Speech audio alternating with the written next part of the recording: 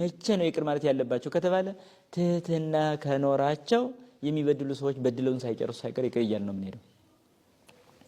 እንደ ደረጃ ግን ቅድም እንዳልኳችሁ ሊለያይ ይችላል። ይህ ማለት የራሱ የሆነ አቅም ይፈልጋል ነው። አቅም ይፈልጋል።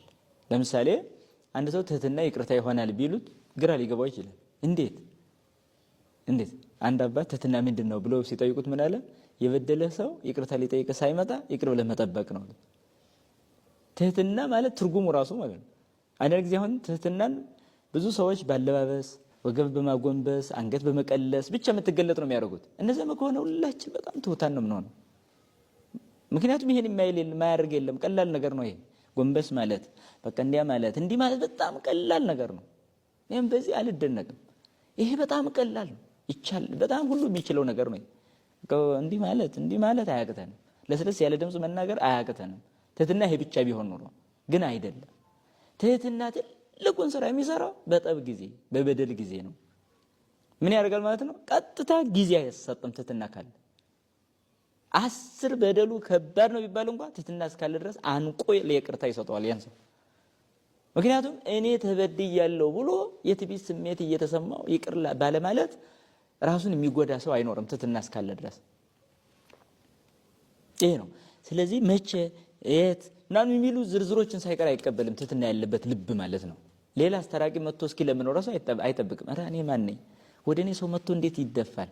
እንዴትስ ይቅር በለው ብዬ መለመን ራሱ እንዴት ነው አይምሮ የሚፈቅድልኝ? ይሄ ትህትና ነው። በቃ ትክክለኛው ትህትና እዚህ ጋር ነው ያለው። አሁን ብዙ ሰዎች ተጣልቶ ይቅር ማለት ማይችሉት ሁላ ትሁታን መስለው ራሳቸውን መግለጽ ይወዳሉ። በፍጹም ወይም የትህትና ትርጉም ተዛብቶባቸዋል ነው እንጂ ማለት ያለብን ትህትና አላቸው ማለት ግን አይቻልም። ስለዚህ የትህትና ትልቁ መለያ በአቀማመጥ አይደለም፣ በአካሄድ አይደለም፣ ባለባበስ አይደለም፣ በቃ አካላዊ በሆነ ንቅናቄ ወይም እንቅስቃሴ አይደለም የሚገለጸው። ይሄኛው የታይታው ነው። እውነተኛ ትህትና በይቅር ባይ ልብ ነው የምትገለጠው። በይቅር ባይ ማለት ነው። ለምሳሌ አንድ ሰው እሺ እኔ እንዲገለኝ አሰበ፣ በጣም ጥሩ፣ ግን ሳይሳካለት ቀረ። እንዴ አስቤ ነበር ይቅር በሌ ወንድሜ ካለ እንዴ እኔ ያላወቅኩ ነበር እንዴ ማድረግ አንተን ነው የሚጎዳኝ ነበር እንጂ እኔን አይደለም። በቃ ቀጥታ መቀበልን ነው የሚመለከተው ትህትና የሚባለው። ስለዚህ ይሄንን ለማድረግ ብዙ ጊዜ ሰዎች ይቸገራሉ፣ ይቅር ለማለት ይቸገራሉ በጣም ማለት ነው። ይሄን ይቅር ማለትን የሚቸገሩበት አንዱ ምስጢር ምንድነው? አንደኛ የበላያቸው ሌላ ይቅር ባይ አምላክ እንዳለ አያምኑም ማለት ነው በሌላ አነጋገር። ምክንያቱም አንድ ሰው እኔም በድየዋለሁ ብሎ የሚያስበው አምላክ እንዳለ ቢያውቅ ኑሮ ወንድሜ በድሎኝ እኔ ይቅር ካልኩ እኔ የበደልኩት አምላኬም ይቅር ይለኛል ብሎ ነው ለወንድሙ ይቅርታ የሚያደርገው። ስለዚህ